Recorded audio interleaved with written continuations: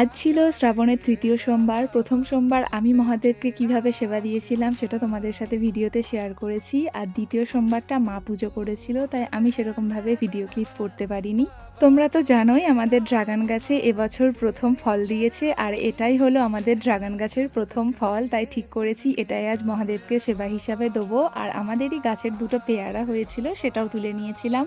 প্রতিবারের মতো এবারেও মনে হলো কিছু রান্না করব, তাই খুব ইচ্ছে হলো চিড়ের পোলাও বানাবো। সেটাই আমি দেরি না করে একদম চটজলদি বানিয়ে নিয়েছিলাম আমার নিজের মতো করে। রান্নার দিকটা তো একেবারেই কমপ্লিট হয়ে গেছে। তারপর আমি যেগুলো মহাদেবকে দেবো সেগুলো সুন্দরভাবে সাজিয়ে নিলাম, যেমন হলো 5 রকম ফল, কিছু মিষ্টি আর চিড়ের পোলাও। আজ এটাই ছিল।